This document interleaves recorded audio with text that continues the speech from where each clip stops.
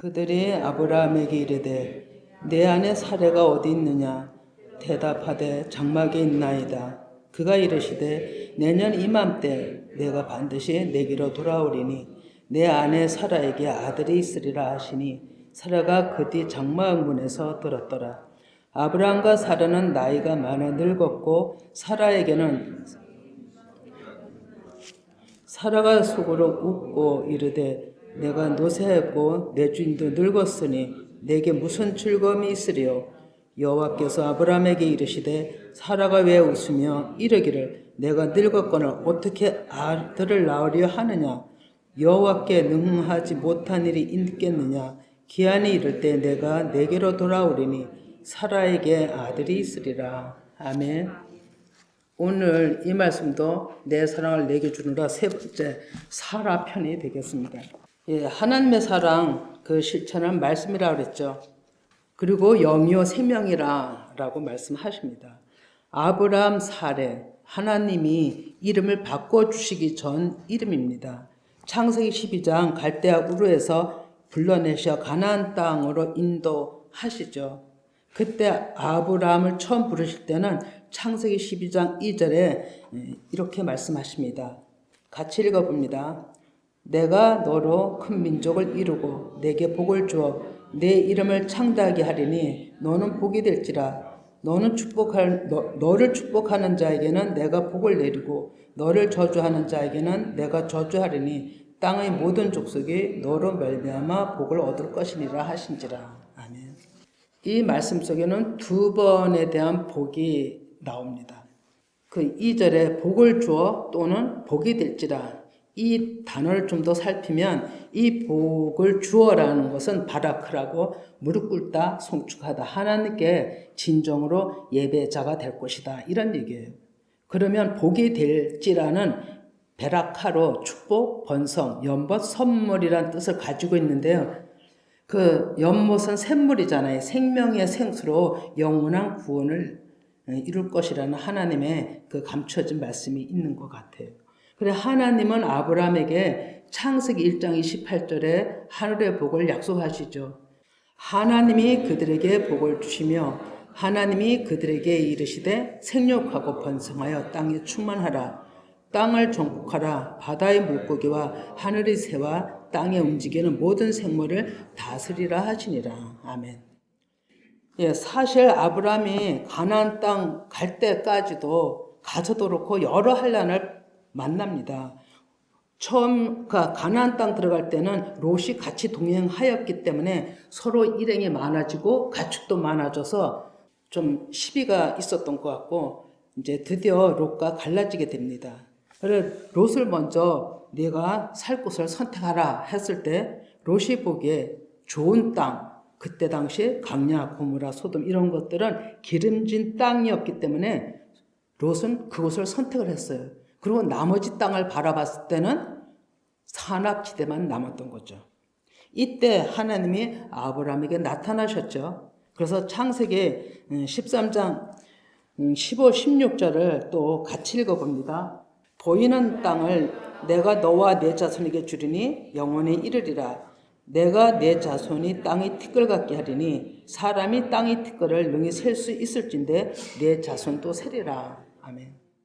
아마 아브라함은 이런 말씀을 하나님으로부터 듣지만 그 마음은 아마 뚱구름 잡았을 것입니다. 왜냐하면 처음 듣는 말씀이고 보이지 않았기 때문에 이게 무슨 소린가 이렇게 생각을 했을 것 같아요. 그런데 창세기 15장 1절 이하를 보면 그렇게 아직까지 감을 잡지 못하고 있는 아브라함에게 환상 중에 또 하나님은 말씀하시죠. 아브라함에게 두려워하지 말라 하시면서 나는 내 방패야. 너의 지극히 큰 상급이야. 라고 얘기를 하시죠. 그래 아브라함이 하나님께 여쭙니다. 제게 무엇을 주시려고 하십니까? 나는 자식도 없고 나에게 있는 사람은 다메섹 종 한 사람뿐입니다. 저는 아무 소망이 없는 사람입니다. 이렇게 얘기한 것 같아요. 그래서 여기서 아브라함이 하나님께 한 말은 하나님이 자식을 안 주셨는데 내 자손이 어떻게 셀 수 있겠습니까? 낭망하여서 말했으리라 봅니다. 그랬을 때 하나님은 큰 빛을 비추신 말씀이 4절이죠. 여호와의 말씀이 그에게 임하여 이르시되 그 사람이 네 상속자가 아니라 내 몸에서 날짜가 내 상속자라 되리라. 아멘. 예, 그러면서 아브라함을 바깥으로 들고 나갔다고 하십니다. 그러면서 하늘을 쳐다보라고 무뼈를 하는 것을 보이시면서 내 자손이 이와 같을 것이라고 얘기를 하죠. 또 6절을 또 같이 봅니다. 6절. 아브라함이 여호와를 믿으니 여호와께서 이를 그의 의로 여기시고 이 일 때문에 라고 얘기를 했죠. 그러면서 너를 갈대아 우르에서 이끌어낸 여호와다 이렇게 얘기를 합니다. 이 얼마나 놀라운 말씀일까요? 아브라함은 한 가닥의 소망을 붙드는 마음이 됐겠죠. 그랬을 때 아브라함이 묻습니다. 그럼 이 땅을 저에게 주신다는 증거가 무엇입니까? 아마 이렇게 또 얘기를 했을 것 같아요. 그러니까 아브라함과 하나님과 대화가 지금 이루어지고 있는 거예요. 그랬을 때 하나님은 얘기를 하죠. 야, 너 재물을 3년 된 암소, 3년 된 수염소, 또 비둘기 이런 것을 잡아 반을 쪼개라. 그리고 제단에 올려라. 이렇게 얘기를 한 거죠. 그러면서 그 쪼갰다는 의미는 무슨 의미냐면요. 십자가 예수님의 죽음을 계시한 거예요. 그러면서 그때 아브라함을 잠들게 하시고 그 하나님을 보면 죽는다 하잖아요, 사람이. 그러니까 깊게 잠들게 하시고 하나님의 햇불이 지나갔다고 하는 것을 햇불 언약이라고 얘기를 하죠. 그러니까 너무 확고한 하나님의 아브라함과 언약을 한 겁니다. 이렇게 언약을 했죠. 그런데 창세기 16장에서는 시간이 흐를수록 몇 년이 또 계속 갔잖아요. 그러면서 아브라함과 사레는 이제 조바심이 일어나는 거죠. 아기가 없으니까. 하나님은 주신다는데 왜 안 주실까? 또 막연하게 또 생각이 들어간 거죠. 그때 당시 아브라함이죠. 아브라함이나 사레. 우리와 똑같은 마음인 거죠. 하나님은 이렇게 말씀하셔도 기다리지는 못하고 우리는 먼저 행해요. 이게 우리들의 모습인 거예요. 저도 그랬거든요. 그래갖고 어떻게 합니까? 사례가 얘기를 했죠. 하갈, 종하고 종을 통해서 당신이 아들을 봤으면 좋겠다고. 이렇게 얘기를 하죠. 그래서 또 아브라함은 사례 말을 잘 들어요. 또 그래서 하갈을 맞이해서 아들을 낳습니다. 그것이 이스마엘이죠. 그 이스마엘을 얻을 때가 86세라고 그랬는데 어떻게 됩니까? 하갈이 잉태자마자 사례하고 티각티각 이제 삐거덕거리기 시작하잖아요. 이것이 창세기 그런 시간을 지나면서 창세기 17장에 와서는 아브라함의 나이가 99세라 이렇게 얘기를 합니다. 그때 하나님이 또 나타나셨어요. 그래 뭐라 하시냐면 나는 전능한 하나님이야 라고 얘기를 하시죠. 내 앞에서 완전해라. 그러면서 내가 내 언약을 나와 너 사이에서 크게 번성하게 하리라 라고 하시면서 이름을 바꾸시겠다고 하죠.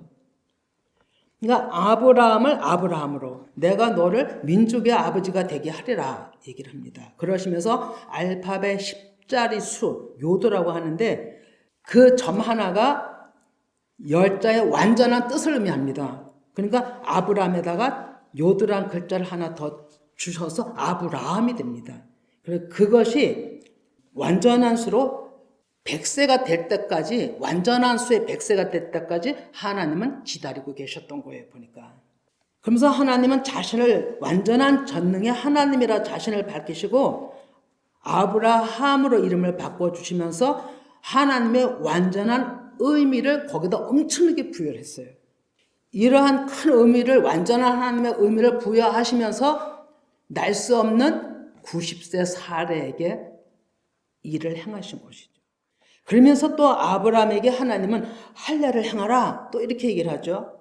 남자 어린아이들은 8일 만에 행하고 지금 있는 남자들은 모든 포피를 베라 이렇게 얘기를 하죠. 포피는 생식기를 정결케 하는 방법이기도 하지만 영적으로는 내 안에 더러운 것들을 육신의 생각들을 다 제거하라 이런 뜻이에요. 그래서 창세기 17장 15절에 하나님이 아브라함에게 이르시되 내 안에 사례는 이름을 이제 사례라 하지 말고 사라라 해라 이렇게 얘기를 합니다. 그러면서 또 똑같은 얘기를 하시죠. 사라에게도, 사례가 아니라 사라에게도 요들한 점 하나가 더 찍히면서 사라로 여러 민족의 어머니가 될 것이라고 얘기를 합니다. 이 말씀을 들으면서 아브라함은 웃었죠. 내가 백세가 되는데 무슨 아들을 낳을 수가 있겠어? 아마 이렇게 생각을 했을 겁니다. 그가 하나님 앞에 그러면서 말하기를 나는 이스마엘이나 하나님 앞에 살길 원합니다. 이렇게 얘기를 하잖아요. 그러니까 아브라함도 햇벌 언약을 했음에도 불구하고 현실로 보이는 것은 막막하거든요. 이미 너무너무 늙었기 때문에. 그래서 창세기 17장 19, 20절을 또 한번 같이 읽어봅니다. 21절까지. 하나님이 이르시되 아니라 내 아내 사라가 내게 이 아들을 낳으리니 너는 그 이름을 이삭이라 하라. 내가 그와 내 언약을 세우리니 그의 후손에게 영원한 언약이 되리라. 이스마엘에 대하여는 내가 내 말을 들었나니 내가 그에게 복을 줘 그를 매우 크게 생육하고 번성하게 할지라. 그가 12두령을 낳으리니 내가 그를 큰 나라가 되게 하려니와 내 언약은 내가 내년 이 시기에 사라가 내게 낳을 이삭과 세우리라. 아멘. 예, 놀라운 말씀을 합니다. 지금 이스마엘 후손들이 지금 현재 엄청난 그 세계 열방에 지금 또 문제를 일으키고 있는 한 부분이 있죠. 예, 이 말씀 속에 중요합니다. 이 말씀 속에는 아브라함은 이삭을 세우기 위해서 준비자로 하나님이 부르셨어요. 아브라함도 물론 하나님 앞에 첫 하나님의 뜻을 이루기 위해서 부른 크나큰 인물이지만 더 큰 자는 이삭이었어요. 이삭은 왜냐하면 예수님의 예표자였던 거기 때문에 그래요. 그래서 하나님께서는 내 언약은 내가 내년 이 시기에 그 아들을 통해서 내가 내 나라를 세우겠다고 하시는 거예요. 하나님은 창세기 18장 1절 이하에 보면 장막 앞에 있는 아브라함에게 사람 세 분이 나타났죠. 여러분들이 너무 잘 알잖아요. 지금 이 아브라함 얘기는 모르는 사람들이 없어요. 근데 제가 오늘 이렇게 얘기하는 건 좀 정리가 된 것을 또 나누는 것 뿐이에요. 그래서 이 말씀을 들으면서 여러분들은 더 깊이 아마 정리가 돼서 하나님을 이 시간에 만나실 줄 믿어요. 그래서 세 분이 방문하잖아요. 그런데 아브라함은 영적 직감이 있었던 거예요. 장막문 앞에 있었다는 것은 말씀을 듣는 수준에 있었거든요. 그러니까 그분한테 물어봅니다. 좀 쉬었다 가세요. 제가 좀 음식을 대접하면 안 되겠습니까? 얘기를 한 거죠. 어떻게 하든지 그분들을 붙들어야 했던 거예요. 그랬더니 그분들이 허락을 합니다. 그래서 또 빨리 아브라함이 집 안으로 들어가서 집안 식구들한테 얘기하죠. 빨리 음식을 준비하라고, 예? 소를 잡고 뭐 모든 걸 준비하라고 하잖아요. 그랬을 때 아브라함에게 이르되 음식을 잘 대접을 받았잖아요. 세 분이. 그런 다음에 아브라함에게 이르되 내 아내 사라가 어디 있느냐? 대답하되 장막이 있나이다.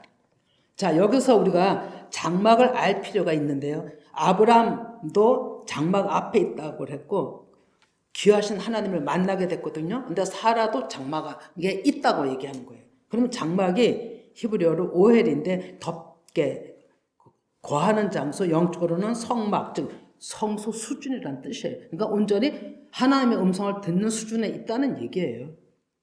그럼 창세기 18장 10절에 그가 이르시되 내년 이맘때에 내가 반드시 내게로 돌아오리니 내 아내 사라에게 아들이 있으리라 하시니 사라가 그 뒤 장막에서 들었더라. 하나님 음성을 듣는 장고죠. 그러니까 11절 이하에 보면 사라도 속으로 웃었다라고 돼 있어요. 내가 생리가 다 끊어지고 이 나이에 무슨 아기를 낳아? 이렇게 이제 얘기를 한 겁니다.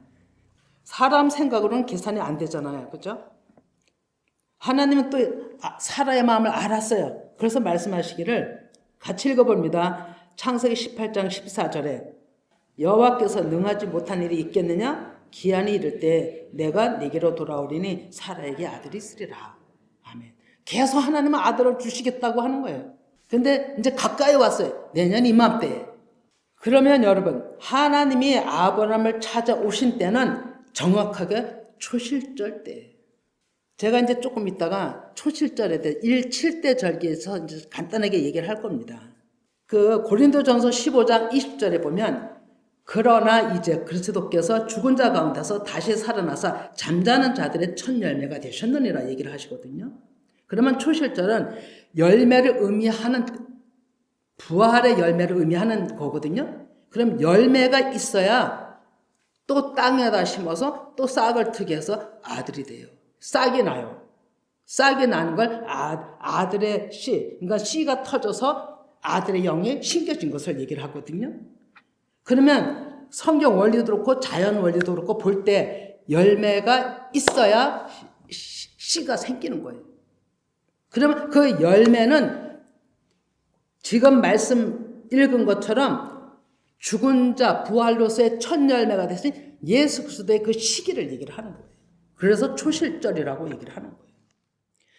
사실은 창세기 1장 14절에다가 숨겨놓으신 하나님의 구원 역사의 가장 중요한 하나님이 일하실 시간표를 감춰놓으셨어요. 그것이 창세기 1장 14절이거든요. 같이 읽어봅니다. 하나님이 이르시되 하늘의 궁창에 강명체들이 있어 낮과 밤을 나누게 하고 그것들로 징조와 계절과 날과 해를 이루게 하라. 이 말씀 가운데 계절이 뭐에도 절기를 뜻해요.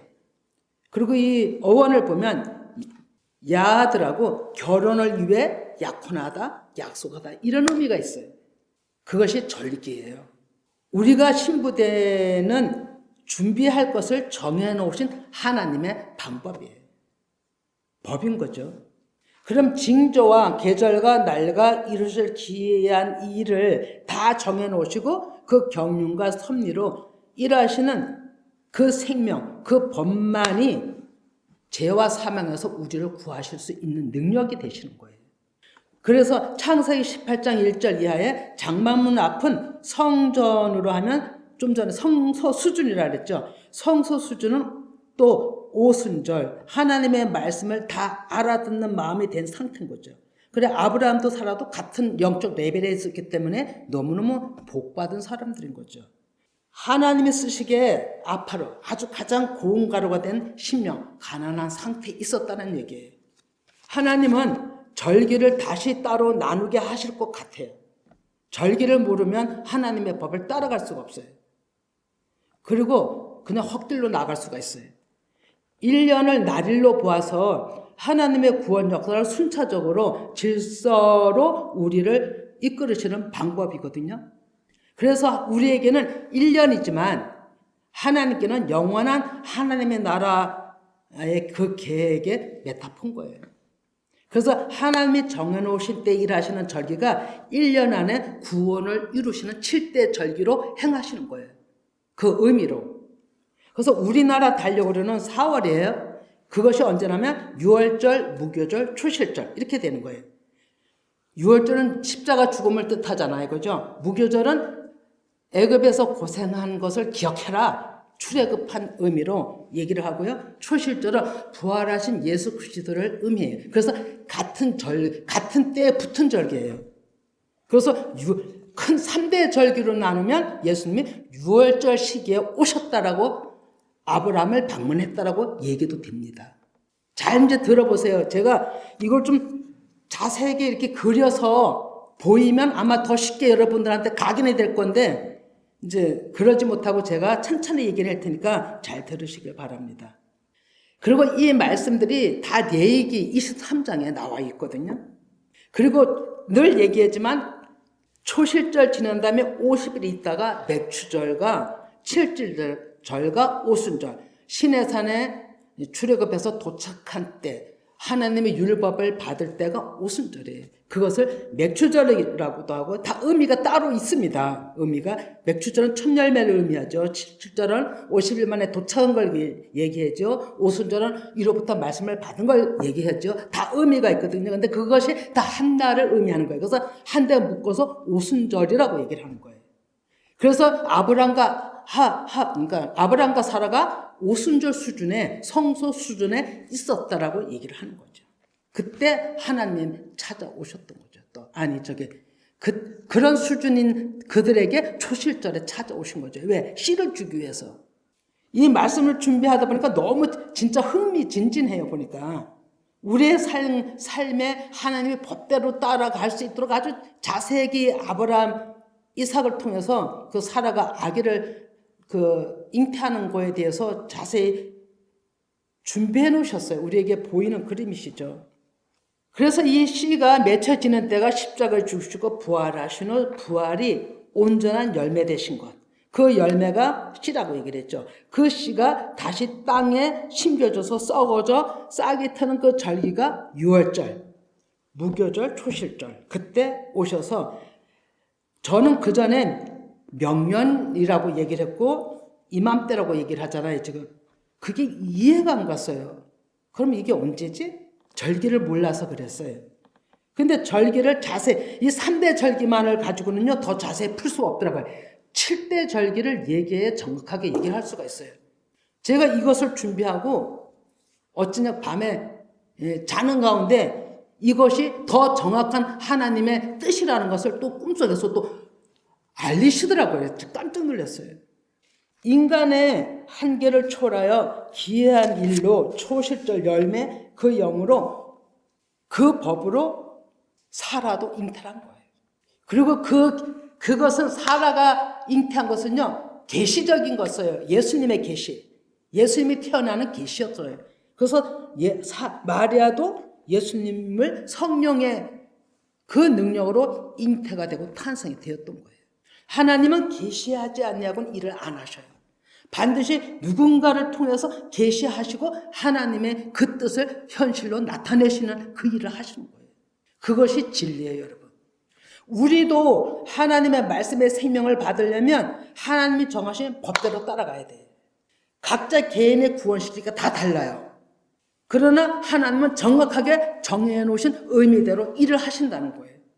창세기 21장 1절에서 2절에 여호와께서 말씀하신 대로 사라를 돌보셨고 여호와께서 말씀하신 대로 사라에게 행하셨으므로 사라가 임신하고 하나님의 말씀하신 시기가 되어 노년의 아브라함에게 아들을 낳으니. 아멘. 여기에 또 사라를 돌보셨고가요 파카드라고 방문하다는 뜻이 있어요. 5절에 아브라함이 그의 아들 이삭이 그에게 태어날 때 100세라. 하나님은 아브라함이 완전하신 하나님이 일을 행하실 때까지 아브라함과 사라를 기다리게 했던 거예요. 90세 아브라함이 그렇게 간절히 가지고자 하고 이스마엘을 낳는 그 어리석은 행동을 할 때도 하나님은 줄 수가 없었어요. 왜? 완전한 하나님의 영으로 이삭을 낳아야 했기 때문에, 예수 그리스도의 계시가 정확해야 됐기 때문에 하나님은 줄 수가 없었어요. 그래서 100세까지 기다렸어요. 그래서 창세기 18장 1절 이하를 쭉 보면 이제 여기서 세 분이 오셨을 때 지금 자세히 얘기는 할 수가 없죠. 고운 가루, 세사, 또 송아지 잡고 엉긴 젖, 우유 다 준비했잖아요. 이것이 무엇을 의미하냐면 예수님이 십자가 죽으심을 의미해요. 무교병을 의미해요.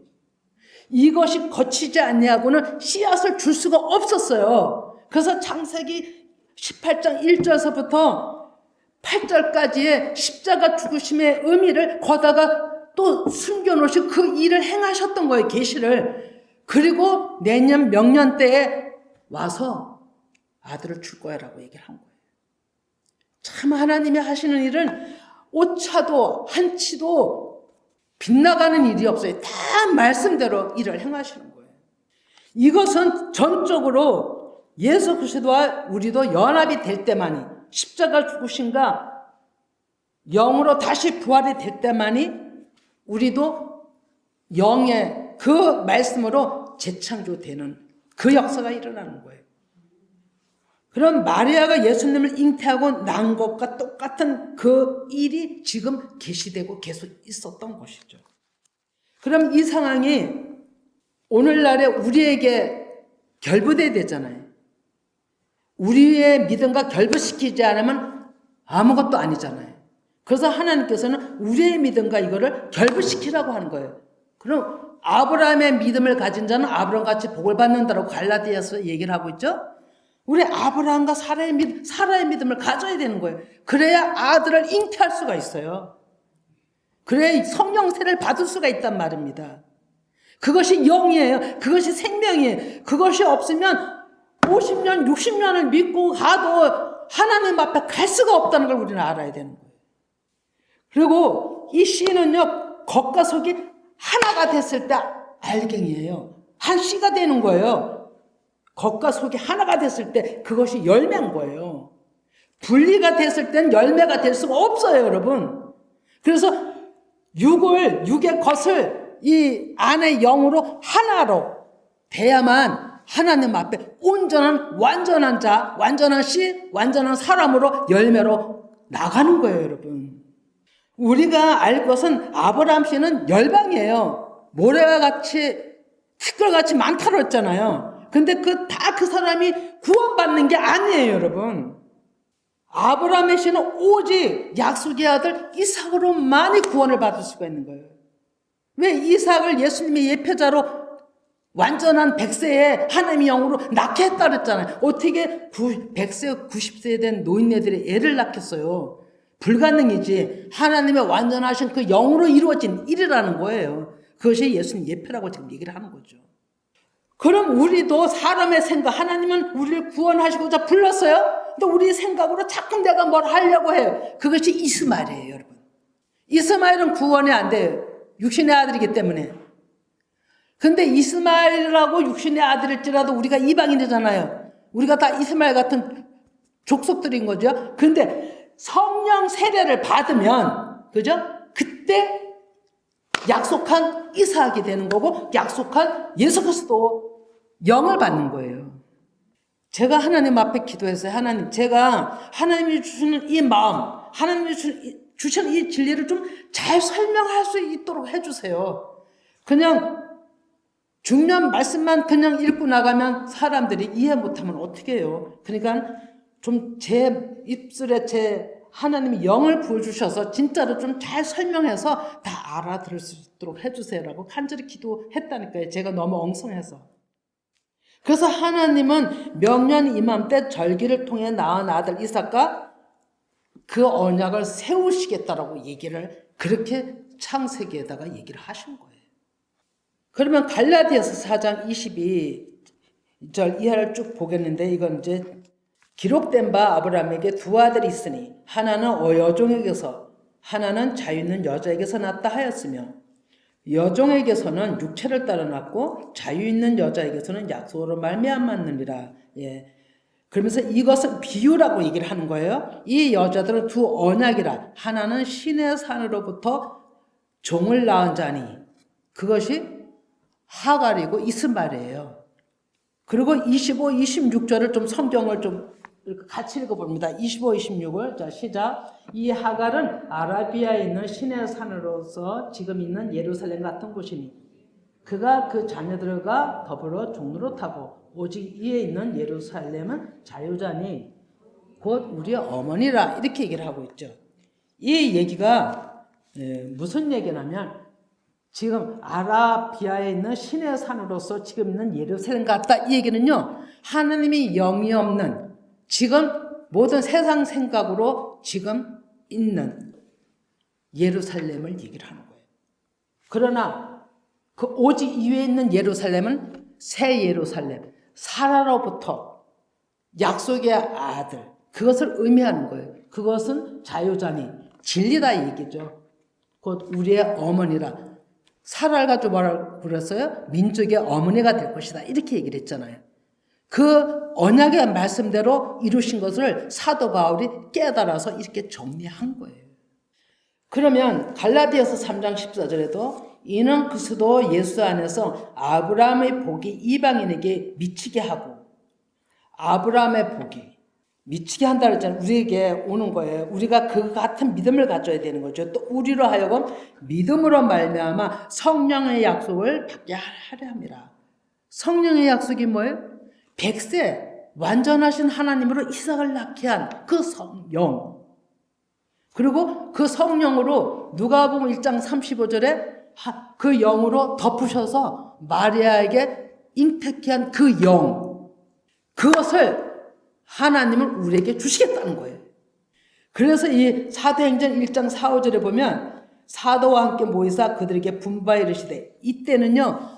예수님이 십자가 죽으심과 부활 후에 육체의 몸 그대로 영으로 오셔서 제자들과 40일 동안 가르치신 말씀이에요. 그러니까 영으로 가르치신 때예요. 근데 이렇게 얘기를 하시는 거죠. 함께 모여서 그들에게 분바에 이르시되 예루살렘을 떠나지 말고 내게서 들은 바 지금 보이는 그 예루살렘도 떠나지 말라는 거예요. 그게 없으면 안 되는 거예요. 육이 없으면 속도 없어요, 여러분. 육이 있어야 속도 있는 거예요. 그렇기 때문에 겉과 속이 하나가 돼야 돼야 온전한 알맹이가 된다 그랬잖아요. 그런 것처럼 떠나지 말라 그러는 거예요. 그러면서 내게서 들은 바 아버지께서 약속하신 것을 기다리라. 뭐를 기다리라고 그러는구나요? 약속하신 거. 예수 그리스도 성령 그 영의 말씀 그걸 기다리라는 거예요. 이게 너무 중요한 거예요, 여러분. 진짜로. 그냥 교회만 왔다 간다고 해서 되는 게 아니고 이 말씀이 내 안에 들어와야 돼요. 사실 저는 이것 때문에 아주 전전긍긍하고 있어요. 왜냐하면 제가 나중에 하나님 앞에 섰을 때 네가 얼마만큼 나의 일을 했냐고 물어보신다면 뭐라고 대답을 하겠어요. 다 이 말씀을 모든 듣는 자들이 하나님 앞에 분리되지 않은 하나의 영으로 알갱이로 서야 되잖아요. 가야 되잖아요. 저는 중매 역할을 잘해야 되는 거예요. 중매 역할은 말을 좀 잘하고 설득력이 있어야 중매도 잘하잖아요. 근데 제가 그게 부족해서 하나님 앞에 늘 간구하는 한 말씀인 거죠. 그러면서 몇 날이 못 되어서 그러면서 5절에 보면 요한은 물로 세례를 베풀었으나 이게 물 세례잖아요. 너희는 몇 날이 못 되어 성령으로 세례를 받으리라. 아멘. 예수님이 이 말씀하실 때 올라가시면서 열을 있다가 이 말씀의 영이 오셨잖아요. 제자들에게 먼저. 근데 뭘로 오셨어요? 말씀으로 오신 거예요. 그게 영이라고 얘기했잖아요. 생명이고. 이것을 하시기 위해서 아브라함을 부르셨고 그죠? 사레와 아브라함을 불렀잖아요. 그리고 이름을 바꿔주시고 100세까지 기다리셨던 거예요. 완전한 영으로 일하실 때까지. 사람의 숫자, 하나님의 그 모든 그 정하신 법대로 행하시기 위해서. 그래서 디모데 후서 2장 5절인가요? 법대로 경계하지 않으면 멸류관을 받을 수가 없다라고 얘기를 하죠. 이제 말씀 정리합니다. 그래서 우리는 어찌하든지 진리의 영을 받아야 됩니다. 우리는 그 말씀이 내 마음에 새겨져서 나를 변화시키는 그 능력에 우리를 맡겨야 됩니다. 그리고 새로워져야 됩니다. 하나님을 그렇게 믿어도 우리가 변함이 없으면 그거는 내 마음에 아직까지 그 종자씨가 아버지의 그 말씀이 없는 거예요. 다 뺏긴 거예요. 받긴 받았는데 지난주에 얘기했죠. 길가에 가시밭에 돌밭에 떨어져 뿌린 거예요. 얼마나 억울합니까? 받았는데 잊어버린 거예요. 받았는데. 누구한테요? 내 육신의 생각한테. 다른 사람도 안 해. 내 안에 육신한테 다 빼앗긴 거라니까요. 그래서 육신이 더 좋아요. 글을 향해요. 여러분, 하루 일과를 놓고 볼 때 여러분한테 물어보겠습니다. 어떤 것이 더 크게 비중하고 있는가? 내 마음을, 내 행동이. 물어볼게요. 스스로 답해 보시기 바랍니다.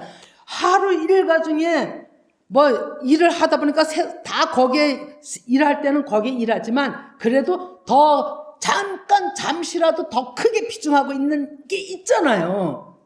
그것이 예수 그리스도의 말씀이라야 되는 거죠. 근데 우리는 더 어떤 것에 세상 일에 아니하면 안 돼 하고서 날마다 거기에 마음을 쓰는 일도 있잖아요. 그것은 하나님 앞에 깜찍하면 우상이 될 수가 있는 거예요. 그래서 우리는 정신 차려야 돼요. 진짜로. 예, 그래서 우리는 하나님이 만들어 가실 수 있도록 나를 내드려야 되고요. 정확하게 한 사람이 되려면 한 근원에서 한 영으로 하나가 되는 열매가 돼야 된다는 겁니다. 그래서 그렇게 된 자들이 하나님의 아들이요, 또 예수님의 형제요, 또 첫 열매요, 또 신부고 상속자고 이삭이고 예수 그리스도의 영의 형제가 되는 거예요, 여러분. 우리는 이 일을 향해서 열심히 오직 주님만을 바라보면서 나아가는 우리가 되기를 간절히 소망합니다.